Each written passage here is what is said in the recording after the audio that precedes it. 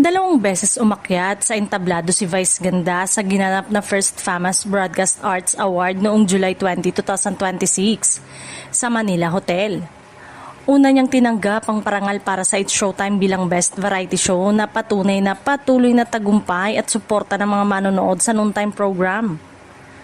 Sa kanyang speech, taos-pusong nagpasalamat si Vice sa mga taga-suporta ng programa. Maraming salamat sa lahat ng mga madlang people na patuloy na nanonood ng programa namin araw-araw. Ani na ang kabogable superstar.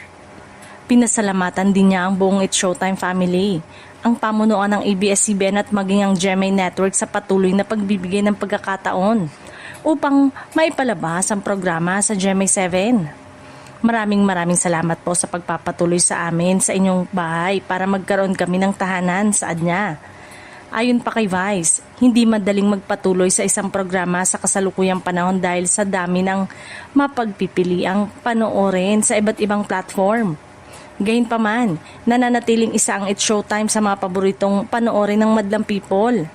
Binigyang diin din ng co-host comedian na sa kabila ng maraming pagsubok na pinagdaraanan ng programa sa mga nakaraang taon, patuloy pa rin itong tumatatak at minamahal ng publiko.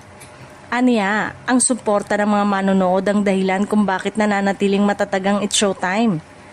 Nagtapos ang kanyang mensahe sa taos-pusong pasasalamat sa lahat ng mga bumubuo ng programa at sa madlang people na patuloy na nagtitiwala at sumusuporta sa It's Showtime sa bawat yugto ng kanilang paglalakbay.